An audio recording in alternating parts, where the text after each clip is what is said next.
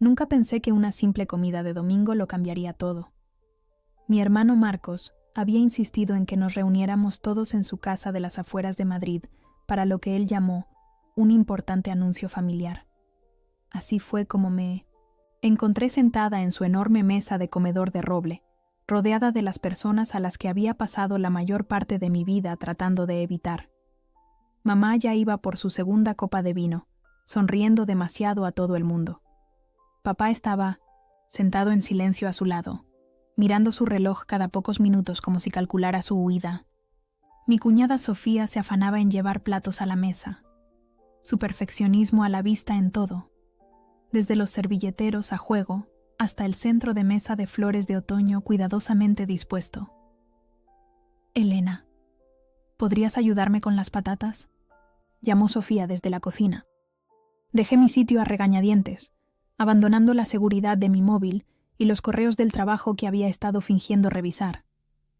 En la cocina, Sofía estaba pasando unas patatas asadas a una fuente, con movimientos precisos y controlados. «Gracias por venir», dijo sin levantar la vista. «Sé que los asuntos familiares no son lo tuyo». Me encogí de hombros, cogiendo la fuente. Marcos hizo que sonara importante. Lo es. Su voz tenía un matiz que no supe identificar. Solo intenta apoyarnos, ¿vale? Antes de que pudiera preguntar a qué se refería, Marcos nos llamó a todos a la mesa. Llevé las patatas, volví a mi silla y vi a mi hermano levantarse, con una copa de champán en la mano y una extraña expresión de nerviosismo. «Gracias por venir. Sofía y yo tenemos una noticia que queríamos compartir con toda la familia junta». Miró a Sofía, que asintió para animarle. «Vamos a adoptar una niña. La conoceremos la semana que viene». El silencio duró solo un segundo antes de que mamá rompiera a llorar, de alegría, a juzgar por su sonrisa, y papá le diera una palmada en el hombro a Marcos. Sentí una sonrisa genuina en mi cara, la primera de verdad de la noche. «Es maravilloso», dije, sinceramente. Después de años de tratamientos de fertilidad y decepciones, esta era una noticia fantástica. Pero entonces la voz de mamá se abrió paso entre las felicitaciones. «Un bebé. Oh, por fin voy a ser abuela. En realidad, tiene 7 años», dijo Sofía, con una sonrisa tensa. «Se llama Lía». «¿7?» La sonrisa de mamá vaciló. «Oh, bueno, eso es. Diferente de lo que esperaba». Observé cómo el rostro de Sofía se recomponía, como siempre hacía cuando mamá decía alguna imprudencia. Marcos intervino rápidamente. «Nos la han asignado, a través del sistema de acogida. Ha pasado por momentos difíciles, pero es increíble, lista, creativa, resiliente». «Bueno, supongo que está bien», dijo mamá, cogiendo su vino. «Aunque siempre os imaginé con un bebé. Empezando de cero, ya sabes». Papá carraspeó. «Lo que tu madre quiere decir es que nos alegramos mucho por vosotros. Es una noticia maravillosa, pero el daño ya estaba hecho». Vi cómo a Sofía le brillaban los ojos y la mandíbula de Marcos se había tensado de esa forma familiar que adoptaba cuando se contenía. «¿Cuándo podremos conocerla?», pregunté, intentando reconducir la conversación. «Cuando se haya adaptado», dijo Marcos. «La transición tiene que ser lenta. Ha estado en 3 casas en los últimos 2 años». «Pobrecita», suspiró mamá dramáticamente. «Espero que no tenga demasiados problemas. Los niños de acogida suelen tenerlos, ya sabéis». «Mamá», salté, sin poder evitarlo. «¿Qué? Solo soy realista». Se están echando encima una gran responsabilidad con una niña de esa edad que ha pasado por el sistema. Sofía se levantó bruscamente. «Tengo que ver cómo va el asado», dijo, aunque desde donde estaba sentada podía oler que se estaba cocinando a la perfección. La seguí a la cocina y la encontré agarrada a la encimera, respirando hondo. «Lo siento», dije en voz baja. «No lo sientas. No es culpa tuya que tu madre sea Dejó la frase sin terminar. ¿Una pesadilla?, ofrecí. Una pequeña sonrisa se abrió paso en su compostura. Sabía que reaccionaría así. Le dije a Marcos que deberíamos haber llamado a todo el mundo cuando Lía ya estuviera instalada. ¿Y por qué no lo hicisteis? Me apoyé en la encimera. Él todavía cree que puede cambiarla. Hacerle ver las cosas de otra manera. Sofía se secó los ojos. Yo renuncié a eso hace años. El temporizador del horno sonó, dándole a Sofía algo en lo que concentrarse. Mientras sacaba el asado perfectamente dorado, pensé en todas las veces que había intentado ganarse la aprobación de mi madre. Las elaboradas comidas festivas, los regalos bien pensados, las sonrisas educadas ante críticas apenas veladas. «Vais a ser unos padres increíbles», le dije. «Lía tiene mucha suerte de teneros». Cuando volvimos al comedor, la conversación había derivado hacia el último partido de pádel de papá, pero la tensión seguía en el ambiente, como una nube de tormenta. Marcos me miró y vi en su rostro una mezcla familiar de decepción y resignación. La cena continuó con amabilidades forzadas. Mamá hizo preguntas incisivas sobre el pasado de Lía, cada una de las cuales hacía que Sofía se estremeciera, ligeramente. Papá intentaba mediar, cambiando de tema cada vez que las cosas se ponían incómodas, lo que ocurría a menudo. Para el postre, la famosa tarta de manzana de Sofía ya había tenido suficiente. «Sabéis», dije, dejando el tenedor. «Creo que lo que Marcos y Sofía están haciendo es increíble. Abrir su casa y sus corazones a una niña que los necesita». Mamá me dedicó una sonrisa tensa. «Por supuesto que es admirable. Solo me preocupa que no sepan en lo que se están metiendo». «En realidad, mamá», dijo Marcos con voz firme, «llevamos en el proceso casi un año. Hemos pasado por comprobaciones de antecedentes, estudios del hogar, clases de paternidad. Sabemos exactamente lo que estamos haciendo. Solo, digo que una niña con ese tipo de bagaje... Ese bagaje es nuestra hija», interrumpió Sofía, su voz baja pero firme, «y te agradecería que no hablaras de ella de esa manera». La cara de mamá se sonrojó. «Solo pienso en vosotros. Estos arreglos no siempre funcionan. ¿Os acordáis de los Pérez? Adoptaron a aquel niño de Rusia y trató de quemarles la casa». «Por Dios, mamá», murmuré. «¿Qué? Pasa. Solo no quiero que sufráis». Marcos dejó la servilleta sobre la mesa. «Mamá, te queremos. Pero si no puedes apoyar a Lía, entonces vamos a tener que limitar tu participación en nuestras vidas de ahora en adelante». El silencio que siguió fue ensordecedor. La boca de mamá se abría y cerraba como un pez fuera del agua. Papá miraba fijamente su tarta. «¿Escogerías a una extraña por encima de tu propia madre?», consiguió decir finalmente. «No es una extraña», dijo Marcos. «Es nuestra hija. Y sí, si esa es la elección a la que me obligas, absolutamente». Vi cómo el rostro de mi madre se descomponía, no con dolor genuino, sino con la exhibición teatral de sentimientos, heridos que había visto innumerables veces. Era su arma más efectiva, hacer que los demás se sintieran culpables por enfrentarse a ella. Pero algo era diferente esta vez. Marcos no retrocedió ni se disculpó. Simplemente le sostuvo la mirada, inquebrantable. Entonces me di cuenta de que todo estaba a punto de cambiar. El cuidadoso equilibrio de nuestra dinámica familiar, los roles que todos habíamos desempeñado durante años, el pacificador, el hijo predilecto, la rebelde, la víctima, se estaban desplazando bajo nuestros pies como placas tectónicas. El viaje de vuelta a mi apartamento en Malasaña esa noche fue borroso. La lluvia golpeaba mi parabrisas, a juego con la tormenta que se gestaba en mi interior. No podía quitarme de la cabeza la cara de Sofía cuando mamá hizo esos comentarios sobre Lía, o la forma en que Marcos, por fin, después de 36 años, había trazado una línea roja. Mi teléfono sonó a través de los altavoces del coche. Sara, mi compañera de piso. «Hola», ¿Qué tal la cena familiar del infierno?, preguntó. Peor de lo esperado. Suspiré, contándole los acontecimientos de la noche mientras conducía por las calles mojadas. Vaya, dijo Sara cuando terminé. Tu madre sí que sabe cómo arruinar un momento, ¿eh? Es su superpoder. ¿Y ahora qué? No lo sé. Marcos nunca se había enfrentado a ella así. Dentro de nuestro apartamento, Sara estaba acurrucada en el sofá con su portátil y una taza de té. Me había dejado una luz encendida y una copa de vino en la mesita. Por esto seguíamos siendo compañeras de piso mucho después de poder permitirnos vivir solas.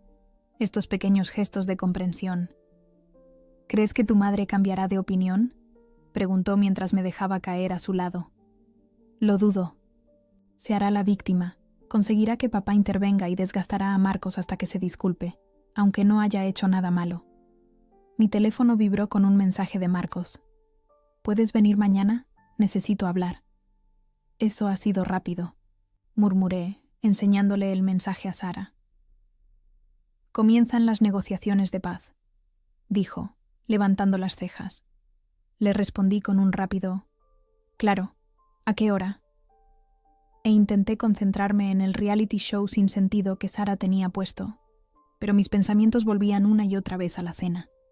Algo en la postura de Marcos, la firmeza de sus hombros cuando se enfrentó a mamá, sugería que esta vez podría ser diferente.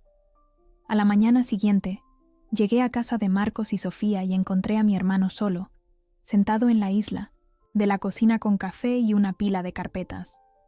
«¿Dónde está Sofía?», pregunté, aceptando la taza que me ofrecía. Reunida con la asistente social de Lía. Empujó una carpeta hacia mí. «Necesito enseñarte algo». Dentro había una colección de documentos, fotos antiguas, cartas, papeles legales. Reconocí a nuestros abuelos en algunas de las fotos, junto a niños que no conocía. «¿Qué es esto?», pregunté, cogiendo una foto en blanco y negro de una joven sosteniendo un bebé. «Esa es la abuela Elena con su primer hijo, nuestro tío Tomás». Lo miré, confundida. «No tenemos un tío Tomás». «Exacto». Marcos señaló la foto. «De esto quería hablarte. Encontré esto mientras limpiaba el desván el mes sin entusiasmo pasado. Hojeé más fotos, cartas con caligrafía desconocida, certificados de nacimiento. No entiendo». Marcos respiró hondo. La abuela Elena tuvo un bebé antes de casarse con el abuelo. Tomás. Tenía 19 años. Era 1953. Puedes imaginarte cómo sentó aquello. ¿Lo dio en adopción?, adiviné. No voluntariamente. Marcos me entregó una carta, con el papel amarillento por el tiempo. Sus padres la obligaron. La enviaron lejos para que tuviera el bebé. Le dijeron a todo el mundo que estaba estudiando en Chicago. Cuando volvió, nunca más hablaron de ello. Leí por encima la carta. Una súplica desesperada de nuestra abuela a su propia madre, rogándole que la dejaran. Quedarse con su hijo. Me dolió el corazón al leer sus palabras, sintiendo su dolor a través de las décadas. ¿El abuelo lo sabía? Con el tiempo, sí. Hay cartas entre ellos de después de casarse. Quería encontrar a Tomás, pero Elena tenía miedo. Miedo de sus padres, del escándalo, de que Tomás la rechazara. Me eché hacia atrás, procesando esta revelación sobre nuestra abuela, tan tranquila y correcta. ¿Mamá lo sabe? La expresión de Marcos se ensombreció. Ese es el tema, lo sabe. Encontré cartas que intercambió con la abuela sobre ello antes de que muriera. ¿Y nunca nos lo dijo? Es peor. Sacó otro documento. Una carta dirigida a nuestra madre, fechada en 1998. Tomás intentó encontrar a su familia, biológica. Le escribió a mamá después de que la abuela muriera. Sentí un escalofrío al leer la carta. Era educada, cautelosa, simplemente explicando quién era y preguntando si estaría abierta a mantener correspondencia. ¿Qué hizo ella? La devolvió marcada como devolver al remitente y bloqueó su dirección. La habitación pareció inclinarse ligeramente. ¿Rechazó a su propio tío, sin siquiera decirnos que existía? Marcos asintió sombríamente. Cuando Sofía y yo empezamos el proceso de adopción, pensé mucho en él, en los secretos familiares y el daño que causan, así que intenté encontrarlo. ¿Y lo hiciste? Una pequeña sonrisa cruzó su rostro. Sí. Vive en Sevilla. Es un director de instituto jubilado. Tiene 3 hijos y 7 nietos. Nuestros primos. Susurré, intentando asimilar esta rama oculta de nuestro árbol genealógico. Llevo meses hablando con él. Es increíble, Elena. Amable, divertido, inteligente. Se parece mucho a la abuela. A Marcos se le quebró la voz. Tenemos todos estos parientes que nunca supimos que existían, porque mamá decidió que no merecía la pena conocerlos. Las piezas empezaron a encajar. Por eso nos invitaste a todos a cenar. No solo ibas a anunciar la adopción. Iba a contárselo a todos también. Lo de Tomás. Lo de nuestra familia. Pero después de la reacción de mamá a lo de Lía, negó con la cabeza. No pude. Todavía no. Pensé en los comentarios de mamá sobre los niños de acogida y el bagaje, y de repente su reacción tuvo más sentido. No estaba siendo simplemente cruel. Estaba protegiendo activamente su visión del mundo, una en la que la familia se define por la sangre y las apariencias, donde las personas incómodas podían ser borradas. Tiene miedo. Me di cuenta. En voz alta. Miedo de que si aceptas a Lía, una niña con un pasado complicado, una niña que necesita ser elegida, entonces también podrías elegir a Tomás y su familia. Y eso significaría enfrentarse a lo que ella hizo. Marcos asintió lentamente. Creo que eso es parte de ello. Pero es más que eso. Mamá ha pasado toda su vida construyendo cuidadosamente esta imagen de nuestra familia perfecta. Cualquier cosa que amenace esa imagen se convierte en el enemigo. Recordé innumerables momentos de nuestra infancia. La forma en que mamá suavizaba cualquier conflicto, descartaba cualquier dolor, redirigía cualquier conversación que se aventurara en territorio incómodo. Las fotos familiares en las que estábamos colocados de una manera específica, sonriendo a la orden. Las historias que contaba en las fiestas sobre nuestros logros, cuidadosamente editadas para presentar la imagen correcta. ¿Qué vais a hacer?, pregunté. Sofía y yo hemos decidido conocer a Tomás en persona el mes que viene. Volamos a Sevilla. Hizo una pausa. Nos gustaría que vinieras con nosotros. Mi corazón se aceleró ante la idea. ¿Papá? ¿Sabe algo de esto? No estoy seguro. Intenté hablar con él después de que te fueras anoche, pero solo dijo que tenía que llevar a mamá a casa. Pensé en nuestro padre, siempre el pacificador, siempre el que arreglaba las cosas cuando mamá iba demasiado lejos. ¿Había sido cómplice en ocultar a Tomás? ¿O era solo otra víctima de la determinación de mamá por controlar la narrativa? Hay algo más, dijo Marcos, sacando su móvil.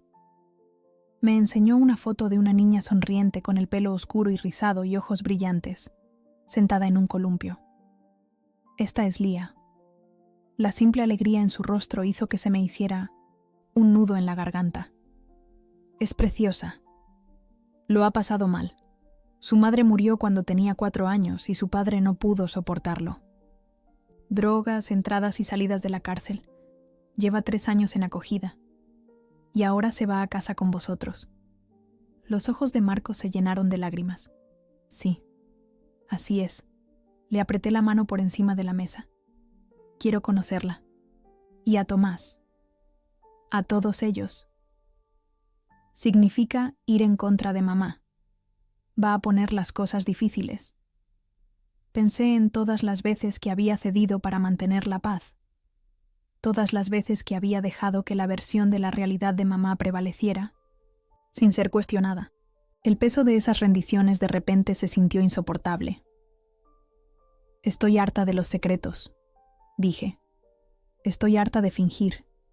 Si mamá no puede aceptar a Lía, si no puede reconocer a Tomás y su familia, entonces es su elección. Pero yo voy a tomar una diferente. Marcos sonrió. Una expresión de alivio se extendió por su rostro. Esperaba que dijeras eso. Más tarde, mientras conducía a casa, mi mente daba vueltas con las revelaciones.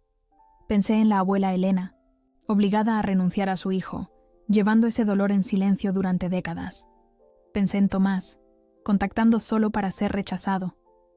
Pensé en Lía, que pronto se uniría a nuestra complicada familia, trayendo su propia historia de pérdida. Pero sobre todo pensé en mi madre, que se había esforzado tanto por mantener la ilusión de perfección que había sacrificado la conexión real. Me pregunté cómo sería vivir así, con tanto miedo al desorden y a la verdad que serías capaz de cortar partes de tu propia familia. Y me pregunté, con una mezcla de temor y determinación, ¿qué pasaría cuando todas estas verdades enterradas finalmente salieran a la luz? La semana siguiente fue inusualmente tranquila. Ni llamadas llorosas de mamá, ni misiones diplomáticas de papá. El silencio se sentía como la calma extraña antes de un huracán, y me encontré revisando mi móvil más de lo habitual, preparándome para el impacto. Llegó el jueves, no como una tormenta, sino como un mensaje de papá. Tu madre y yo queremos que vengas a cenar mañana por la noche. Asuntos familiares importantes que discutir. Llamé a Marcos inmediatamente. ¿Tú también lo has recibido? Sí, suspiró. La citación ha sido emitida. ¿Vas a ir? Sofía, no quiere... Dice que después de lo que pasó en nuestro anuncio, necesita espacio de mamá. Pero creo que debería ir. Esto no va a desaparecer. Miré por la ventana de mi oficina el horizonte de Madrid, el sol de la tarde brillando en los edificios, de cristal. Yo también iré. La unión hace la fuerza. No tienes por qué, dijo Marcos, pero pude oír el alivio en su voz. Sí, tengo que hacerlo. Se acabó dejar que nos divida y venza. Esa noche, quedé con Sara y nuestra amiga Carla para tomar algo en nuestro sitio de siempre, un bar con poca luz cerca de la Plaza Mayor, donde la música no estaba demasiado alta para conversar. Necesitaba su perspectiva antes de enfrentarme, a lo que sea que mamá hubiera planeado. Es una trampa, declaró Carla después de que le explicara la situación. Nunca reconocerá lo que le hizo a Tomás. Va a intentar hacerte sentir culpable por traicionarla. De acuerdo, asintió Sara. El manual clásico del narcisista. Cuando se les enfrenta a su comportamiento, le dan la vuelta a la tortilla y se convierten en la víctima. ¿Entonces qué hago?, pregunté haciendo girar mi copa entre las manos. Mantente firme, dijo Carla con determinación. No dejes que te manipule con lo de Tomás, ni que te haga sentir culpable por lo de Lía. Sara me apretó el brazo. Y recuerda que no eres responsable de gestionar sus sentimientos. Esa es la trampa en la que siempre caes. Sabía que tenían razón. Toda mi vida había sido la mediadora familiar, la que calmaba a mamá, la que persuadía a Marcos para que se disculpara solo para mantener la paz. Había gastado tanta energía tratando de mantener la armonía que me había convertido en cómplice de las mentiras. La noche siguiente, llegué a casa de mis padres en Pozuelo 15 minutos tarde, un pequeño acto de rebelión contra la insistencia de mamá en la puntualidad. El familiar chalet con su césped cuidado y su simetría perfecta se veía exactamente como siempre, una manifestación física de la determinación de mi madre por mantener las apariencias. El coche de Marcos ya estaba en la entrada. Respiré, hondo, recordando el consejo de Sara y Carla antes de caminar hacia la puerta principal. Dentro, la tensión se podía cortar con un cuchillo. Mamá estaba arreglando flores en el comedor, sus movimientos bruscos y precisos. Papá me ofreció una sonrisa débil desde su sillón, con un vaso de whisky ya en la mano. Marcos estaba sentado en el sofá, con la postura rígida. «Elena, llegas tarde», dijo mamá sin levantar la vista. «La cena se enfría». «Lo siento», dije sin sentirlo. «Tráfico». Pasamos al comedor, donde mamá había preparado una comida elaborada. pollo asado, patatas panadera, espárragos con salsa holandesa. Sus platos estrella, los que hacía cuando quería recordarnos todo lo que hacía por nosotros. La manipulación era tan transparente que casi me hizo reír. Nadie habló mientras servía la comida. El único sonido era el tintineo de las cucharas de servir contra la porcelana. Finalmente, cuando todos estuvimos sentados, mamá juntó las manos en su regazo y fijó a Marcos con una mirada firme. Creo que tenemos que hablar de lo que pasó en tu casa el domingo, dijo. Tu padre y yo nos sentimos profundamente heridos por la forma en que me hablaste. Marcos le sostuvo la mirada. Siento que os sintierais heridos, mamá. No era mi intención, pero lo que dije sobre Lía lo mantengo. Entiendo que estéis entusiasmados con esta adopción, dijo, con voz melosa. Pero creo que malinterpretaste mis preocupaciones. Solo quiero lo mejor para ti y para Sofía. Y lo que es mejor para Lía, añadí en voz baja. Los ojos de mamá se volvieron hacia mí, entrecerrándose ligeramente. Por supuesto, pero acoger a una niña de un entorno problemático es un desafío. Solo estoy siendo realista. ¿Como cuando fuiste realista con Tomás? Las palabras salieron de mi boca antes de poder detenerlas. El color desapareció del rostro de mamá. El tenedor de papá cayó con estrépito contra su plato. Marcos, te lo ha contado, dijo, sin expresión. Me enseñó las cartas, las de la abuela. La carta de Tomás para ti. Las manos de mamá temblaron ligeramente mientras cogía su vaso de agua. Eso era un asunto familiar privado. Ese es el punto, mamá, dijo Marcos. Él es familia, nuestra familia, y tú lo borraste. Os estaba protegiendo, siseó. No tenéis ni idea de cómo era en aquel entonces. La vergüenza que mi madre cargó. Los susurros que la seguían. Esa era su historia, no la tuya, dije. ¿Y Tomás? ¿Qué hay de él? Solo quería saber de dónde venía. Era un extraño, alguien que podría haber trastocado nuestras vidas por completo, traer recuerdos dolorosos para vuestra abuela. La abuela ya había muerto cuando te escribió, interrumpió Marcos. Esto no era para protegerla a ella, era para proteger tu imagen de una familia perfecta. Papá carraspeó. Quizás deberíamos calmarnos todos un momento. ¿Tú lo sabías, papá? Pregunté, volviéndome hacia él. ¿Lo de Tomás? No me miró a los ojos. Tu madre sintió que era mejor dejar el pasado en el pasado. La evasiva me lo dijo todo. Había estado de acuerdo, como siempre, tomando el camino de menor resistencia. He hablado con él, le dijo Marcos a mamá. Con Tomás. Es una persona increíble. Tiene hijos, nietos, nuestra familia. Ellos no son nuestra familia, espetó mamá, su fachada de calma resquebrajándose. La familia no es cualquiera con una conexión genética. La familia es quien te cría, quien se sacrifica por ti, quien está a tu lado. ¿Como tú estás al lado de Marcos y Sofía ahora? La desafié. ¿Rechazando a su hija antes incluso de conocerla? Eso es diferente. No, es exactamente lo mismo, intervino Marcos. Decidiste que Tomás no encajaba en tu idea de familia, así que lo borraste. Ahora estás haciendo lo mismo con Lía. Mamá apartó su plato, intacto. Ya veo que ambos habéis decidido que soy la mala de la película. Esto no va de villanos, mamá, dije, suavizando mi tono. Va de elecciones. Elegiste mantener a Tomás en secreto. Elegiste devolver su carta, y ahora estás eligiendo cómo responder a lo de Lía.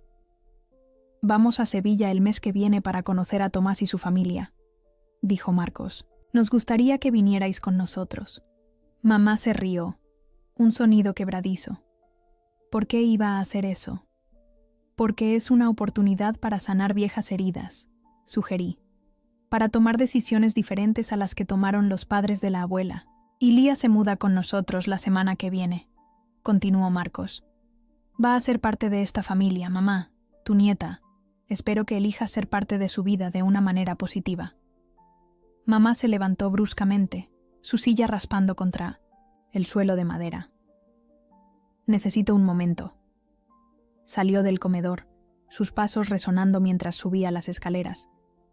Papá la vio irse, con el conflicto escrito en su rostro. Solo necesita tiempo, dijo débilmente. No, papá, respondió Marcos. Necesita cambiar. Y tú también. Papá bajó la vista a su plato. Vuestra madre siempre ha tenido ciertas expectativas sobre cómo deberían ser las cosas. Es su forma de ser. Y todos lo hemos consentido, dije, guardando sus secretos, andando con pies de plomo, pidiendo perdón cuando no hemos hecho nada malo. Marcos asintió. Pero ya no vamos a hacer eso más, no con el bienestar de Lía en juego. ¿Y si no cambia?, preguntó papá, con voz queda. La pregunta quedó flotando en el aire entre nosotros. ¿Y sí? ¿Y si mamá no podía aceptar a Lía o reconocer a Tomás? ¿Y si continuaba aferrándose a su ficción cuidadosamente construida? Entonces seguiremos adelante. Sin ella, dijo Marcos finalmente. Me rompería el corazón, pero Sofía y yo lo tenemos claro. Cualquiera que no pueda aceptar a Lía no puede ser parte de nuestras vidas. Los ojos de papá se llenaron de lágrimas. No digas eso. Es tu madre. Y Lía es mi hija, respondió. Marcos simplemente le cogí la mano a papá. No nos rendimos con mamá. Simplemente ya no cedemos ante ella. Hay una diferencia. Oímos los pasos de mamá en la escalera. Y un momento después regresó, con el rostro compuesto, aunque tenía los ojos rojos. He estado pensando, dijo, sentándose de nuevo con cuidada dignidad. Quizás reaccioné precipitadamente. Y a vuestra noticia sobre la adopción. Marcos y yo intercambiamos una mirada. Esto no era una disculpa, pero viniendo de mamá, era lo más cerca que probablemente estaríamos. Me gustaría conocer a Lía, continuó. Cuando creáis que está lista. Gracias, dijo Marcos con cautela. Eso significa mucho. En cuanto a este otro asunto, hizo un gesto displicente con la mano. Tomás, necesitaré tiempo para considerarlo. No era todo, pero era algo. Una grieta en el muro que mamá había construido alrededor de la narrativa de nuestra familia. Una pequeña admisión de que su manera no era la única. Más tarde, mientras Marcos y yo nos despedíamos en la entrada, me sentí agotada y extrañamente llena de energía. ¿Crees que de verdad lo intentará con Lía?, pregunté. Marcos se apoyó en su coche. No lo sé, pero he terminado de gestionar sus sentimientos. Lía es lo primero ahora. ¿Y Tomás? Sigo yendo a Sevilla, con o sin mamá. ¿Sigues apuntada? Asentí, pensando en nuestro tío desconocido y su familia, en Lía y su viaje hacia Marcos y Sofía, en la forma en que la familia podía romperse pero también reconstruirse, reinventarse. Estoy dentro, dije, totalmente. Mientras conducía a casa por las calles oscuras, sentí que se me quitaba un peso de encima. No el peso del conflicto, que aún estaba por venir, sino el peso del silencio, de la complicidad, de aceptar una versión de la familia que excluía a aquellos considerados inconvenientes o imperfectos. Pasara lo que pasara, la verdad, por fin estaba al descubierto. Y en esa verdad, por dolorosa que fuera, residía la posibilidad de algo mejor, algo real. La mañana en que iba a conocer a Lía, me desperté temprano, nerviosa de una manera que no esperaba. Había ayudado a entrevistar a candidatos para puestos de trabajo y había hecho presentaciones ante salas llenas de ejecutivos, pero de 1900 en alguna manera, la perspectiva de conocer a una niña de 7 años me tenía el estómago hecho un nudo. «Estás pensando demasiado», dijo Sara, viéndome cambiar de ropa por tercera vez. «Simplemente sé tú misma». «¿Y si no le gustó?», pregunté, descartando una blusa que de repente parecía demasiado formal. «Pues no le gustas». Se encogió de hombros Sara. Es una niña, no la directora de tu empresa. No necesitas impresionarla. Pero era exactamente eso. Sí necesitaba impresionarla, o al menos no decepcionarla. Lía ya había experimentado a demasiada gente fallándole. Marcos había explicado el plan cuidadosamente. Después de una semana adaptándose con ellos, Lía estaba lista para conocer a su nueva tía. La asistente social había sugerido que el primer encuentro fuera informal y relativamente corto. Sin presión, sin grandes gestos, solo una interacción. Familiar normal para ayudar a Lía a sentirse segura en su círculo en expansión. Llegué a casa de Marcos y Sofía justo antes del mediodía, con un pequeño regalo. Un cuaderno de dibujo y lápices de colores que Sara me había ayudado a elegir después de que Marcos mencionara que a Lía le gustaba dibujar. La casa parecía diferente de alguna manera, con juguetes ordenados en una cesta junto al sofá, dibujos de colores pegados en la nevera y un par de pequeñas zapatillas moradas junto a la puerta. Sofía abrió la puerta, con aspecto cansado pero feliz. «Hola», susurró. «Está un poco nerviosa, así que tómatelo con calma». Asentí, entrando. Marcos estaba en la cocina preparando la comida, y allí, sentada en un taburete en la barra, balanceando las piernas, estaba Lía. Era más pequeña de lo que esperaba. Por la foto, con el mismo pelo oscuro y rizado, pero recogido en 2 coletas con gomas amarillas. Llevaba vaqueros y una camiseta con un unicornio, y estaba concentrada dibujando algo. «Lía», dijo Sofía suavemente. «Esta es Elena, la hermana de Marcos, de la que te hablamos». Lía levantó la vista, su lápiz se detuvo a medio trazo. Sus ojos, de un marrón profundo y serios, me evaluaron con la franqueza sin filtros que solo los niños poseen. «Hola», dije, de repente consciente de lo aguda que sonaba mi voz. «Encantada de conocerte, Lía», ladeó un poco la cabeza. «Te pareces a Marcos», dijo, en los ojos. Sonreí, sorprendida por la observación. «Sí, la gente nos lo dice». Los dos sacamos los ojos de nuestro padre. «¿Te quedas a comer?», preguntó. «Vamos a comer sándwiches mixtos. Marcos los hace con 3 tipos de queso». «Sí, si a ti te parece bien», asintió, volviendo a su dibujo. «Vale, puedes sentarte aquí si quieres». Dio una palmadita en el taburete a su lado. Me senté, colocando con cuidado mi bolsa de regalo en la encimera. Marcos me miró por encima de la cabeza de Lía y me hizo un gesto de aprobación, con el pulgar. «¿Qué estás dibujando?», pregunté. Lía empujó su papel hacia mí. Era un dibujo detallado de una casa con un gran árbol al lado, con un columpio colgando de una de las ramas. «Esto es aquí», explicó. Sofía dijo que quizás podríamos poner un columpio en el árbol del jardín. «Es una idea genial», dije. «A mí me encantaban los columpios cuando tenía tu edad». «¿Tenías uno en tu casa?». «No, pero había un parque cerca con columpios muy altos. Solía imaginar que podía columpiarme tan alto como para tocar las nubes». Una pequeña sonrisa apareció en su rostro. «A mí también me gusta ir alto. Mi amiga Zoe en mi antiguo cole tenía miedo de ir muy alto, pero yo no». La conversación fluyó más fácil de lo que esperaba. Lía me habló de su nueva habitación, que Sofía le había dejado decorar con muchas cosas moradas, de la escuela a la que empezaría la semana que viene, y de Pimienta, el gato del vecino que a veces visitaba su jardín. Mientras Marcos servía la comida, le di el cuaderno y los lápices. Sus ojos se abrieron como platos al abrir el estuche. «Estos son de los buenos», dijo, pasando los dedos por los lápices. «Mi profe de plástica en mi antiguo cole tenía de estos. Pensé que te gustarían para tus dibujos», dije. «Gracias», respondió, las palabras cuidadosas y practicadas. Un recordatorio de que en algún momento alguien le había enseñado la importancia de la gratitud, incluso cuando su vida le había dado poco por lo que estar agradecida. Durante la comida, me di cuenta de las pequeñas formas en que Marcos y Sofía ya se habían adaptado a Lía, La forma en que Sofía cortaba el sándwich de Lía en triángulos sin que se lo pidieran. La forma en que Marcos se aseguraba de que su vaso de agua no estuviera demasiado lleno. El ritmo natural que estaban desarrollando como familia.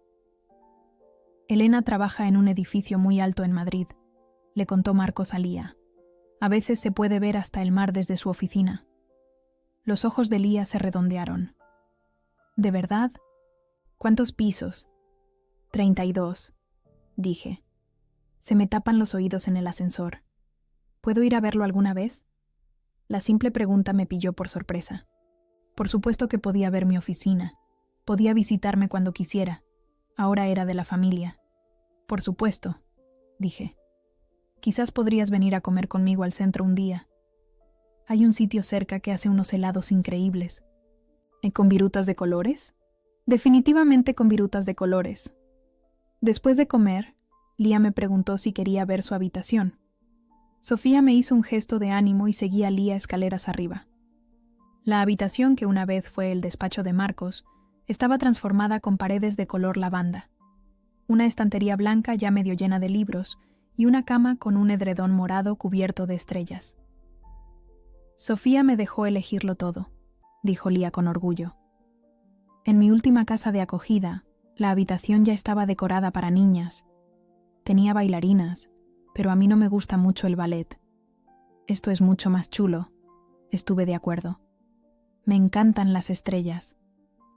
Me enseñó sus libros, su pequeña colección de peluches, cada uno con un nombre y una personalidad, y una foto en su mesita de noche de una mujer sonriente con el mismo pelo rizado que Lía. Esa es mi primera mamá, dijo con naturalidad. Murió cuando yo era pequeña. No la recuerdo mucho, pero recuerdo que cantaba canciones para dormir. La simple declaración, hecha sin drama ni autocompasión, me hizo un nudo en la garganta. Era muy guapa, logré decir. Tienes su sonrisa. Lía asintió, pareciendo complacida con la comparación. Sofía dijo que está bien tener 2 mamás, una en el cielo y otra aquí. Y ahora también tengo 2 papás, más o menos. Mi primer papá no podía cuidarme, pero Marcos sí puede. Me maravillé de su resiliencia, su capacidad para adaptarse a un mundo que ya le había exigido demasiada adaptación. Me parece bien, dije. Algunas personas tienen una familia toda su vida, y otras tienen más de una. Tienes mucha suerte de tener a Marcos y a Sofía ahora. Sí, asintió. Y a ti también, ¿verdad? Ahora eres mi tía. Así es, dije, parpadeando para contener unas lágrimas inesperadas. Soy tu tía Elena, y estoy muy, muy contenta por ello. Cuando llegó la hora de irme, Lía me dio un abrazo tímido, rápido pero real. ¿Volverás pronto?, preguntó. Muy pronto, prometí. ¿Quizás el próximo fin de semana? Mientras conducía a casa, llamé a Sara para contarle la visita. Es increíble, dije. Lista, observadora y con una resiliencia tremenda. Me suena a alguien que conozco, respondió Sara. Pensé en eso mientras recorría la ruta familiar hacia casa. Quizás esa fue parte de la conexión inmediata que sentí con Lía, un reconocimiento de algo en ella que veía en mí misma. Esa determinación para adaptarse, para seguir adelante, para encontrar la alegría a pesar de las circunstancias. No le había contado a Lía nuestro próximo viaje a Sevilla, ni lo de Tomás. Marcos y Sofía estaban esperando a que se sintiera más adaptada antes de introducir el concepto de aún más nuevos miembros de la familia. Pero me encontré esperando ese momento. Ver a nuestra familia expandirse de formas que nunca había imaginado. Mi teléfono sonó mientras entraba en mi plaza de aparcamiento. Mamá. Respiré hondo antes de contestar. Hola, mamá. He estado pensando, dijo sin preámbulos. Sobre Lía. Me gustaría conocerla, cuando Marcos lo considere apropiado. Cerré los ojos, sintiendo un gran alivio. No era todo, pero era un comienzo. Creo que a ella le gustaría, mamá. Es bastante increíble. Sí. Bueno, una pausa. Siempre quise una nieta. No era una disculpa ni una aceptación total. Pero viniendo de mi madre, era significativo. Una pequeña grieta en su rígida visión del mundo. Una voluntad de al menos intentarlo. Te va a encantar, dije, sinceramente, tal y como es. Las semanas previas a nuestro viaje a Sevilla pasaron volando. El trabajo me mantuvo más ocupada de lo habitual con la presentación a un cliente importante, y pasé la mayoría de los fines de semana en casa de Marcos y Sofía, conociendo mejor a Lía. Cada visita revelaba nuevas facetas de su personalidad, su ingenio rápido, su consideración, sus ocasionales arrebatos de terquedad que me recordaban a Marcos. Una tarde, mientras hacíamos un puzzle juntas, Lía preguntó de la nada: ¿Estás casada, tía Elena? Tía Elena, todavía me emocionaba un poco cada vez que lo decía. No, no lo estoy. ¿Por qué no? ¿No quieres tener hijos? Marcos levantó la vista de su portátil. Lía, ¿recuerdas lo que hablamos? Algunas preguntas son personales. No pasa nada, le aseguré. No me importa. Me volví hacia Lía. Todavía no he conocido a la persona adecuada y no estoy segura sobre lo de tener hijos, aunque me gusta mucho pasar tiempo contigo. Ella lo consideró, encajando una pieza del puzzle con satisfacción. Si tienes hijos algún día, serán mis primos, ¿verdad? Así es. Guay. Nunca he tenido primos. El simple comentario me recordó nuestro próximo viaje. Marcos y Sofía finalmente le habían hablado a Lía sobre Tomás y su familia, explicándole en términos que pudiera entender sobre el primer hijo de su bisabuela y cómo estábamos descubriendo esta rama de nuestro árbol genealógico. Lía se había tomado la noticia con la misma adaptabilidad con la que parecía abordar todo, principalmente emocionada por la perspectiva de tener más primos. Mamá finalmente había declinado unirse a nosotros, alegando un compromiso previo con su club de jardinería que todos sabíamos que era inventado. Papá había dudado, dividido entre la curiosidad por su tío perdido y la lealtad a mamá, antes de decidir finalmente quedarse en casa. La próxima vez, había prometido, y aunque quedaba por ver si habría una próxima vez. La mañana de nuestro vuelo, me reuní con Marcos, Sofía y Lía en su casa para ir juntos al aeropuerto. Lía vibraba de emoción, ya que nunca antes había volado. ¿Las nubes son blandas?, preguntó mientras cargábamos el equipaje, en el coche de Marcos. ¿Podemos tocarlas? No exactamente, explicó Sofía. Son más como niebla cuando estás dentro de ellas. Pero desde aquí abajo parecen blandas, insistió Lía. A veces las cosas no son lo que parecen. Desde lejos, dijo Marcos, ayudándola a abrocharse el cinturón. Por eso es bueno acercarse y verlo por uno mismo. El comentario me pareció particularmente apropiado dada nuestra misión. Tomás había sido un concepto distante y abstracto durante la mayor parte de mi vida. Ni siquiera un nombre, solo la sombra de un secreto. Ahora estábamos a punto de conocerlo en persona, de transformarlo de concepto a realidad. El asombro de Lía en el aeropuerto y durante el vuelo, la forma en que pegaba la cara a la ventanilla durante el despegue, jadeaba cuando atravesábamos las nubes, examinaba cuidadosamente la tarjeta de seguridad y cada detalle de su asiento. Me ayudó a distraerme de mi creciente nerviosismo por conocer a Tomás. ¿Y si no teníamos nada en común? ¿Y si el rechazo de mi madre lo había dejado resentido con toda nuestra familia? ¿Y si este intento de conexión solo abría viejas heridas en lugar de sanarlas? «Estás pensando demasiado otra vez», murmuró Sofía, mientras comenzábamos el descenso hacia Sevilla. Señaló a Lía, que estaba contando las diminutas casas visibles abajo.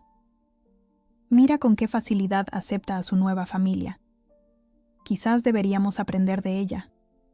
Habíamos quedado en encontrarnos con Tomás en su casa, en lugar de en un lugar público, tanto por privacidad como porque había mencionado que quería prepararnos una comida. Mientras nuestro coche de alquiler serpenteaba por los barrios de Sevilla, con los árboles mostrando los primeros toques de color otoñal, ensayé lo que podría decirle a este hombre que era a la vez un extraño y un pariente de sangre. La casa de Tomás era una encantadora villa con un porche profundo y un jardín bien cuidado. Marcos aparcó en la entrada, y nos quedamos sentados un momento, sin que nadie se moviera para salir. «Bueno», dijo Marcos finalmente, «ya estamos aquí». Sofía le apretó la mano. «Ya estamos aquí». Lía se desabrochó el cinturón. «¿Vamos a entrar o qué?» Su franqueza rompió la tensión, y nos reímos mientras salíamos del coche. Antes de que pudiéramos llegar a la puerta principal, ésta se abrió y un hombre mayor apareció. En el porche. Lo reconocí inmediatamente por las fotos que Marcos me había enseñado. Thomas Reynolds tenía los ojos de nuestra abuela. La misma forma y el cálido color marrón que habían pasado a nuestra madre, a Marcos, a mí. Su pelo era plateado, su rostro surcado de arrugas pero amable, y se mantenía erguido a pesar de sus 71 años. «Bienvenidos», dijo con voz profunda y firme. «Me alegro mucho de que hayáis llegado bien». Marcos se adelantó, primero, extendiendo la mano, pero Tomás lo atrajo hacia sí para darle un abrazo. «Nada de eso», dijo. «Somos familia». La palabra quedó flotando en el aire, significativa y verdadera, de una manera que no esperaba sentir tan inmediatamente. Familia, no por elección o circunstancia, sino por el simple e innegable hecho de la sangre compartida, de una conexión que había perdurado a pesar de décadas de silencio. Dentro, Tomás nos presentó a su esposa, Leonor, una mujer cálida con ojos brillantes y risa fácil, y a dos de sus hijos que habían venido a conocernos, su hija Diana, profesora, en la Universidad de Sevilla, y su hijo menor Miguel, pediatra. Su hijo mayor, Jaime, vivía en Barcelona y no pudo venir, pero intentaría visitarnos antes de que nos fuéramos. «Y tú debes de ser Lía», dijo Tomás, arrodillándose un poco para estar a su altura. «He oído que te gusta dibujar». Lía asintió, repentinamente tímida ante la presencia de tanta gente nueva. «Tengo algo para ti», dijo Tomás, llevándola a una estantería de donde sacó un cuaderno de dibujo. «Este perteneció a tu bisabuela, mi madre. A ella también le encantaba dibujar». Los ojos de Lía se abrieron de par en par mientras cogía con cuidado el libro, abriéndolo para revelar delicados bocetos a lápiz de paisajes, flores y rostros. «Era muy buena», susurró. «Sí, lo era», asintió Tomás. «Y creo que le haría muy feliz saber que su libro va a parar a otra artista de la familia». La consideración del gesto me hizo llorar. Este hombre, que tenía todo el derecho a estar enfadado con la familia que lo había rechazado, estaba en cambio extendiendo amabilidad y conexión a través de las generaciones. A medida que avanzaba la tarde, compartimos una comida que Leonor había preparado, intercambiamos historias y comenzamos la tarea de conocernos. Tomás nos habló de su adopción por una amable pareja que no había podido tener hijos, de su feliz infancia en Córdoba, de su larga carrera como director de instituto. «¿Siempre supiste que eras adoptado?», preguntó Sofía. Tomás asintió. Mis padres fueron muy abiertos al respecto. Sentían que era importante que conociera mi historia desde el principio. «¿Intentaste encontrar a tu madre biológica antes?», preguntó Marcos. Una sombra cruzó el rostro de Tomás. Una vez, cuando tenía 20 y tantos años. Eran los años 70, y los registros de adopción estaban sellados a cal y canto. No encontré más que callejones sin salida. No fue hasta después de que Elena, mi madre, falleciera que lo intenté de nuevo. Continuó. Siempre me lo había preguntado, ¿sabes? No porque fuera infeliz o sintiera que me faltaba algo. Tenía una familia maravillosa. Pero hay una curiosidad natural por saber de dónde vienes. Fue entonces cuando le escribiste a nuestra madre. Dije, en voz baja. Tomás asintió. Encontré la esquela de Elena en internet. Mencionaba a su hija, vuestra madre, Pensé... Hizo una pausa. Bueno, pensé que quizás había pasado suficiente tiempo como para que fuera posible establecer una conexión. Lo siento, dije, las palabras inadecuadas pero necesarias. Por cómo respondió, por todos esos años de silencio. Tomás sonrió amablemente. No te disculpes por las decisiones de otra persona, Elena. Hice las paces con ese rechazo, hace mucho tiempo. ¿Cómo? Preguntó Marcos, la pregunta directa pero honesta. Tuve que aceptar que la decisión de Elena de darme en adopción no tenía que ver conmigo, sino con sus circunstancias, las expectativas de sus padres, la época en que vivió, y la decisión de vuestra madre de rechazar el contacto tampoco tenía que ver conmigo, sino con sus miedos y limitaciones. Le cogió la mano a Leonor.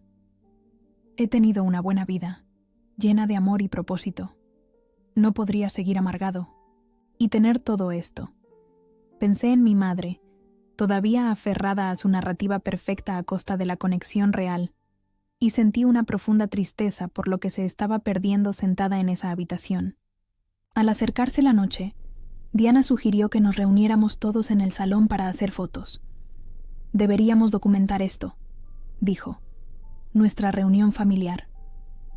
Nos dispusimos y alrededor del sofá, con Lía insistiendo en sentarse, junto a Tomás, que se había convertido rápidamente en su favorito con sus amables preguntas sobre sus dibujos y su promesa de enseñarle la mejor heladería de Sevilla al día siguiente. Mientras el marido de Diana sacaba varias fotos, sentí una sensación de plenitud. Esto era la familia, desordenada, complicada, imperfecta, pero real. No la versión cuidadosamente seleccionada que mi madre había intentado mantener, sino la auténtica, con todas sus piezas faltantes y sus adiciones inesperadas. Más tarde, de vuelta en nuestro hotel, Lía se durmió casi de inmediato, agotada por la emoción del día. Marcos, Sofía y yo nos sentamos en el balcón de su habitación, compartiendo una botella de vino mientras las luces de Sevilla parpadeaban bajo nosotros. «Y bien», dijo Marcos, «¿qué os ha parecido?» «Creo que es increíble», respondí. «Pasar por lo que pasó y seguir siendo tan abierto, tan dispuesto a acogernos». Sofía asintió. Esperaba sentirme incómoda o forzada, pero no fue así en absoluto. Fue como si los conociéramos de toda la vida, terminó Marcos por ella. Exacto. Pensé en las fotos que habíamos hecho, en cómo pasarían a formar parte de la historia visual de nuestra familia, en cómo algún día, dentro de años, alguien podría mirarlas y no darse cuenta de que representaban un momento crucial, una recuperación de la verdad, la curación de una herida de décadas. Mamá no sabe lo que se pierde, dije, en voz baja. Marcos suspiró. Quizás algún día esté preparada, o quizás no, pero ya no podemos esperar su permiso para abrazar esta parte de nuestra familia. Volveremos en Navidad, anunció Sofía de repente. Todos nosotros. Lía debería conocer a todos sus parientes, incluidos sus primos de aquí. Marcos la miró sorprendido. ¿Ya lo has decidido? Sí, dijo simplemente. La vida es demasiado corta para medias tintas. Tomás ya ha perdido suficiente tiempo con su familia. Levanté mi copa. Por no más medias tintas. Y por Tomás, el tío que nunca supimos que necesitábamos. Mientras chocábamos las copas, sentí como las últimas piezas de algo, viejo y encorsetado, se rompían, dejando espacio para que algo nuevo y verdadero ocupara su lugar. El otoño dio paso al invierno, y con el cambio de estación llegaron otras transformaciones. Lía se adaptó completamente a la vida con Marcos. Y Sofía, su cautela inicial dio paso a la seguridad de saber que estaba en casa para siempre. La adopción se finalizó en una pequeña ceremonia en el juzgado, donde Lía llevó un vestido morado y pinzas de mariposa en el pelo. Y el juez le regaló un osito de peluche después. Las fotos de ese día mostraban a una familia consolidándose. Lía entre Marcos y Sofía, los tres radiantes. Yo estuve allí, por supuesto, junto con Sara, que se había convertido en la tía adicional no oficial de Lía. Papá también vino, aunque mamá se había excusado con una migraña que podría haber sido real o no. Tomás y Leonor enviaron flores y una tarjeta hecha a mano de toda su familia, que Lía exhibió con orgullo en su estantería junto a su creciente colección de cuadernos de dibujo. Mi relación con mamá seguía siendo complicada. Hablábamos por teléfono de vez en cuando, nuestras conversaciones educadas pero superficiales. Había visto a Lía 2 veces, una para una comida incómoda en un restaurante y otra en casa de Marcos y Sofía, donde le llevó una muñeca cara por la que Lía le dio las gracias pero con la que nunca jugó. Mamá lo intentaba, a su manera, pero sus esfuerzos eran rígidos y condicionales, más centrados en mantener las apariencias que en construir una conexión genuina. Me preguntó si sabía tocar el piano. Me contó Lía después de una visita. Cuando le dije que no, dijo que quizás podría enseñarme, porque todas las señoritas deberían tocar un instrumento. Lía había imitado a la perfección la dicción precisa de mi madre. Le dije que preferiría aprender a tocar la batería. Me reí, encantada por la silenciosa resistencia de Lía a ser moldeada en la idea de mi madre de una nieta adecuada. ¿Y qué te dijo a eso? Puso una cara así. Lía lo demostró, frunciendo sus facciones en una expresión de horror educado que era tan clavada que tuve que morderme el labio para no reírme más fuerte. A medida que se acercaba la Navidad, la tensión entre mis padres se intensificó por nuestro viaje planeado a Sevilla. Papá quería ir, finalmente encontrando el coraje para enfrentarse a mamá sobre conocer a Tomás. Sus discusiones resonaban en la casa durante mis visitas, aunque intentaban bajar la voz cuando Lía estaba cerca. No entiendo por qué. No puedes respetar mis sentimientos sobre esto. Siseó mamá durante una de esas discusiones, sin darse cuenta de que podía oírlos desde la cocina, donde estaba ayudando a Lía a hacer galletas de Navidad. Porque tus sentimientos no son los únicos que importan, Diana, respondió papá, usando el nombre de pila de mi madre de una manera que señalaba su frustración. Estamos hablando de mi tío. Mi familia también. Después de 1900 no, todos estos años, ¿ahora de repente es familia? ¿Cuando yo he sido tu familia durante 40 años? No es una situación de o uno o lo otro. Puedo preocuparme por ambos. La voz de mamá se volvió fríamente práctica. Bien, vete. A Sevilla por Navidad. Yo me quedaré aquí. Alguien debería mantener un poco de nivel en esta familia. Papá terminó uniéndose a nosotros en Sevilla, volando por separado y encontrándonos allí.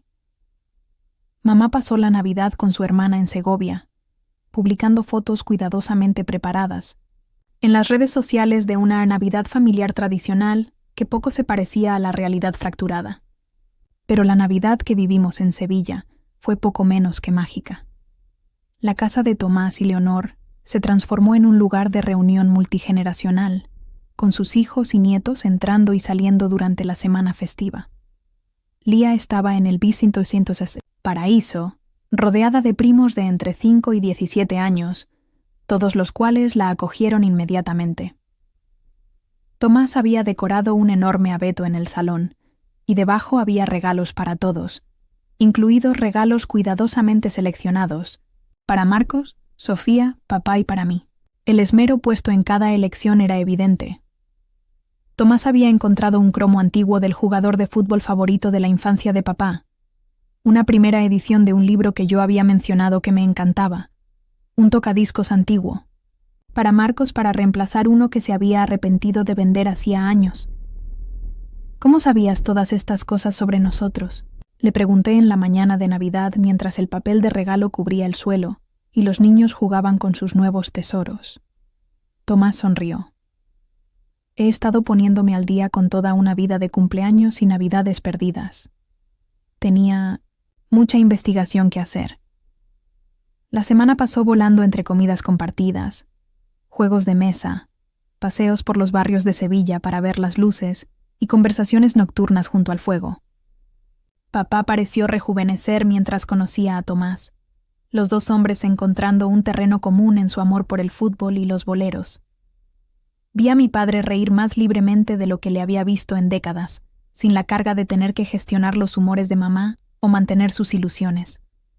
En nuestra última noche, después de que Lía y los otros niños se hubieran acostado, los adultos nos reunimos en el estudio de Tomás, donde sacó álbumes de fotos y documentos que había guardado de su búsqueda de su familia biológica. «Encontré esto hace unos años», dijo, sacando con cuidado una carta de una carpeta. Me costó un poco, pero logré rastrear algunos de los papeles personales de Elena después de su muerte.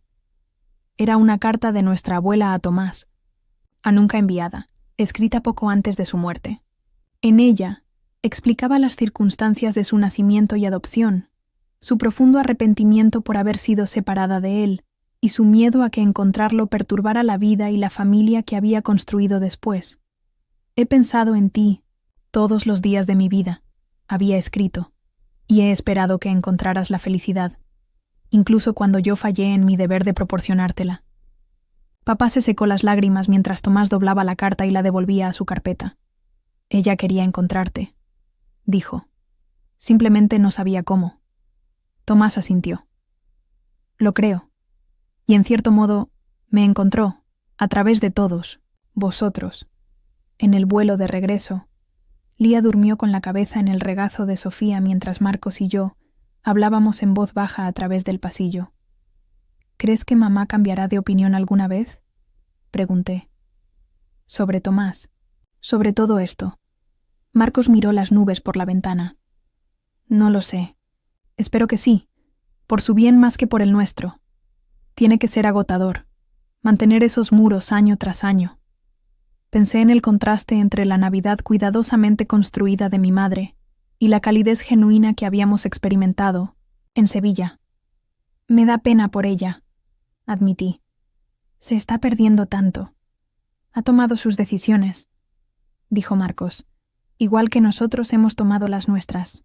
Cuando aterrizamos, tenía un mensaje de mamá preguntando si habíamos llegado bien. Un pequeño gesto, pero que sugería que al menos estaba pensando en nosotros. Le respondí con un simple, sí, todo bien, y añadí, por impulso, Lía aprendió a hacer casas de jengibre con los nietos de Tomás. Quiere enseñarte cómo se hace cuando te veamos. La respuesta llegó rápidamente. Me gustaría. No era mucho, pero era algo. Una pequeña grieta en el muro, un pequeño paso hacia lo que viniera después. En enero, me ascendieron, en el trabajo, convirtiéndome en la vicepresidenta más joven de la historia de mi empresa. En la cena de celebración que organizaron Marcos y Sofía, Lía me regaló un dibujo de mí con una capa de superhéroe de pie en lo alto de un rascacielos. Y eres tú siendo la jefa, explicó. Sara dijo que estás rompiendo el techo de cristal, lo que sonaba peligroso, pero dijo que en realidad es algo bueno. Me reí, abrazándola fuerte. Es perfecto. Lo voy a enmarcar para mi nuevo despacho. Más tarde esa noche, mientras Marcos y yo fregábamos los platos y Sofía ayudaba a Lía a prepararse para ir a la cama, me dio un suave codazo en el hombro. ¿Recuerdas cuando éramos niños y hablábamos de cómo serían nuestras vidas cuando fuéramos mayores? Sonreí, recordando nuestros planes de la infancia. Tú ibas a ser una estrella de rock famosa, y yo iba a ser la presidenta del gobierno. Casi, sonrió. Vicepresidenta está en camino a presidenta. Y tú te has dedicado a ser padre en lugar de estrella de rock. Aunque te oí cantar Suéltalo con Lía ayer, y fue bastante impresionante. Su expresión se suavizó. ¿Alguna vez imaginaste algo de esto? Lía, Tomás y su familia, todo lo que ha pasado este año. Negué con la cabeza. Nunca. Pero no lo cambiaría. ¿Incluso las partes difíciles con mamá? Incluso esas, dije, dándome cuenta de que lo decía en serio. A veces tienes que romper algo para que entre la luz. Arriba, podíamos oír a Lía reírse mientras Sofía le leía un cuento para dormir. El sonido de su felicidad filtrándose hacia abajo como la luz a través de las hojas. Afuera, había comenzado a nevar, cubriendo el mundo con un manto blanco y limpio que sugería posibilidad, renovación, comienzos. Pensé en el año que habíamos dejado atrás y en el que teníamos por delante, en Tomás y su familia, y que ahora también eran nuestra familia. En Lía encontrando su lugar en nuestra complicada constelación, en los pequeños pasos de mi madre y el recién descubierto coraje de mi padre, en las formas en que nos rompemos y sanamos y nos rehacemos a nosotros mismos y nuestras conexiones con los demás.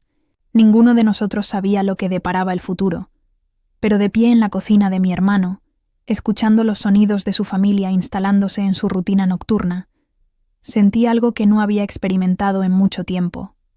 Esperanza. No del tipo cauto y matizado, sino la esperanza expansiva y sin reservas que proviene de saber que incluso cuando las cosas se rompen, algo nuevo y verdadero puede surgir de los pedazos. Los secretos que habían dado forma a nuestra familia durante generaciones finalmente estaban a la luz. El silencio se había roto. Y en esa ruptura habíamos encontrado nuestras voces, nuestra verdad, nuestro camino hacia adelante juntos.